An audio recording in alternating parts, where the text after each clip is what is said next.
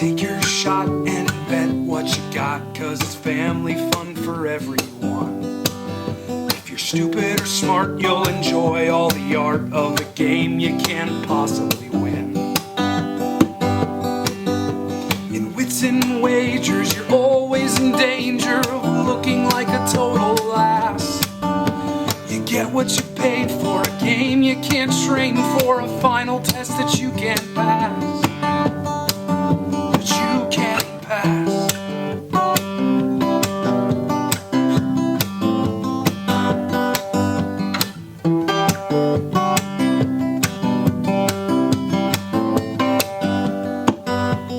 Name the year that Franklin Pierce invented the sousaphone.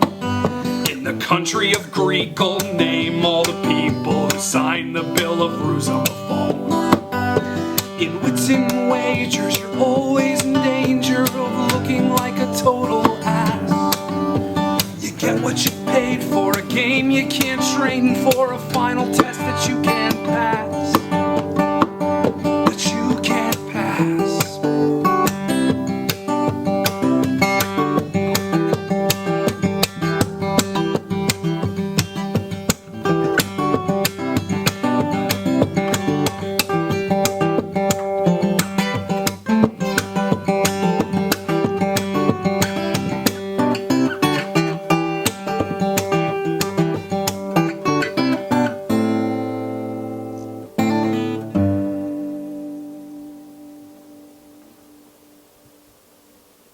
Okay. Good? Wits and Wagers is a party trivia game for 4 to 20 players. At the start of the game, you will assign a player or a team of players one of these multicolored dry erase boards. They will take them and then take any one of the markers that are included with the game. These are not included, but we actually used our markers up to the point of them being completely dry. So these are just some ones we threw in there. They have the nice side effect of actually matching the cards as well. So you take your card. If you wish, you can write a team name on it. You then take these tokens that actually match your card as well. These tokens will be what you will actually bet with down the line. Now, at the start of the game, you take any one of the cards, you shuffle them up, and then you deal yourself 7 of them. The game will last 7 rounds. The rest of the cards can be set aside.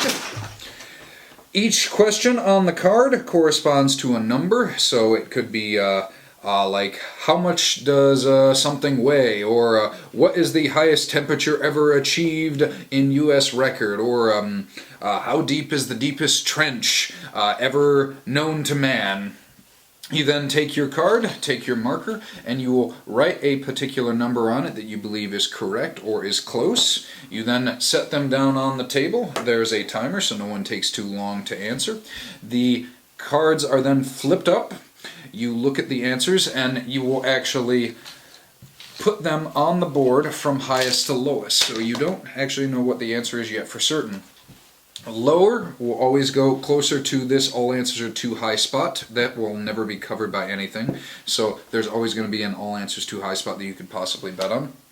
You then go from lowest to highest. If one or more cards, or 2 or more cards are the same, then you will actually put them together on the same spot.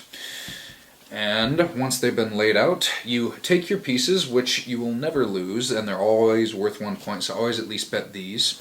And you bet them whatever you think is correct, even if you're like, I have no idea. Don't bet on your answer then. Bet on whoever you think knows it. So if it's a science question, go with the science major. If it's a geography question or something like that, then you'd go with whoever you think might actually know how tall Mount Everest was. You can bet on 2 separate answers, but never more than 2, or you can just put it all on one.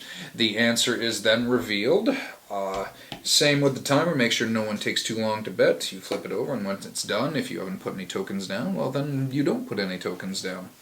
Answers revealed. Whoever was closest without going over is considered to be the correct answer. So it is completely possible to $1 bob someone in this game. Although usually that will not happen. People tend to go for the correct answer unless they have no idea. Then they may $1 bob you. If your answer is correct, you look at whatever spot your answer was on. You get 3 automatically just for being closest without going over. But if you also were, if you or anyone else, in fact, bet on you, it pays 3 to 1. Whatever they bet, that's how much you make. The game does come with chips, so as you start to win, you can gather money and bet more chips, and on subsequent questions, bet more chips, hopefully make more money. If you are wrong on one of the wrong answers, then you lose anything you bet except for your tokens, which always come back. After 7 questions, whoever has the most is the winner.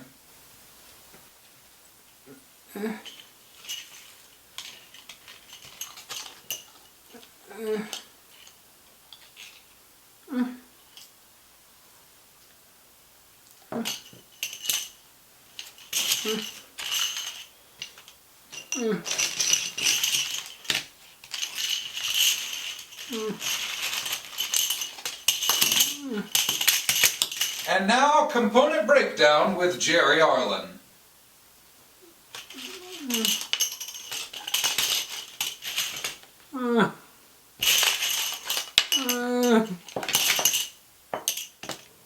Wits and wagers. Wagers and wits. Wits and wagers. Oh, that's really all we had, That's wasn't all it? we- Let's just say the name in a funny What way. more can you say about Wits and Wagers? It's a quick little game. You know, every year when we go to Gen Con, we go to the game try to- library at like 1 in the morning, and we put out a flag for anybody who wants to come join us, and we grab Wits and Always Wagers. have one hello game of wits and Yeah. wagers.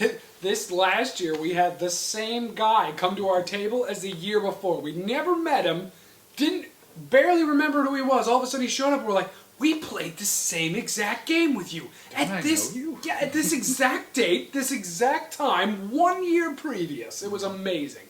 So, Wits and Wagers unites people. As you can probably tell already, we really do like Wits and Wagers. Despite my treatment of the game during the tutorial, I actually do love Wits and Wagers. Looks great. Wits and Wagers to me is my favorite trivia game. The addition of betting to it and getting close but not going over with I mean a little bit of Price is Right mixed in there. To me, it's the trivia game that even people who won't play trivia games with us anymore, and believe me, there are a lot of people that won't play trivia games with us anymore for reasons we won't be boastful about. It's the game that we can still get people to play. Even the ones that hate us and, well, I shouldn't say hate us, but hate us with a trivia game mixed in, they will still play this, because then they know, like, oh yeah, there's a possibility I still may win. It's not like we're that smart. We're just like human parrots. Like, we just can reiterate large volumes of information. Like, we can just... All those years of reading Uncle John's bathroom. Yeah, that was reader. exactly it. Thank you, Uncle John. You taught us everything we know. That makes us good at stupid contests of knowledge. So I and I'm pretty sure Jerry will never turn down a game of Wits and Wagers. So for that, I give it a 9 out of 10. Wits and Wagers. It's a good game. It is a trivia game that frustrates me endlessly because you can't possibly know most of the answers. Like, you can get close, and sometimes you'll get one that you can nail. But for the most part, you can't know all the answers. And I hate a trivia game where I can't know the answers because I love games of knowledge. Trivia games are probably by far my favorite type. I love trivia games. I love quick ones. I love long ones. And Big ones, small ones, tiny ones, blue ones, green ones, thin ones, fat ones. that was magical. Anyway. That was I love trivia games. In Wits and Wagers, there's no possible way you can win. And I often get defeated at this game just because I'm a bad guesstimator for the most part. I'm like, how tall is Everest? I'm like, 80 billion feet? Is that about right? Well, all right. Just to be safe, 1 foot. I often will $1 bob everyone, which is where I kill the lowest end answer by putting 1. That way no one can gain more points by betting on that lowest answer. That way I'm like, ha ha ha. It's a way of stopping other people from making money when you have no idea.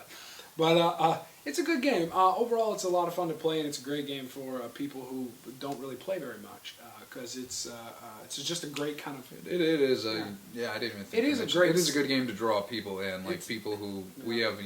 Like we have a lot of people we play board games with. We have some people that we know we never break out board games because they will not take. But Wits and Wagers is one of those games like Apples to Apples or a bunch of others that just everyone knows that since they know them, they're like, oh, okay.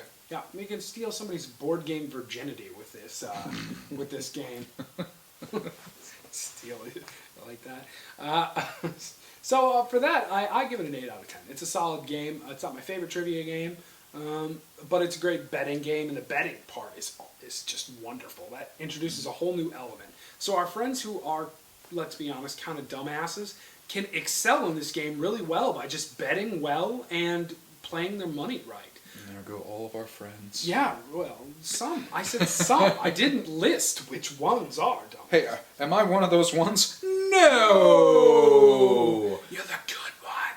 Oh, Good night, America. so that is Wits and Wagers. A great game, solid. 8 out of 10, and then you give it a 9 out of 10. 9 out of 10. 8.5 out of 10. Solid. Thank you for the fond memories, Wits and Wagers. We love you, Wits and Wagers. We do. Ooh, have you been working out? I think so. I think it's been at least working its calves. Mm-hmm. You have a good night, America. We'll see you next time.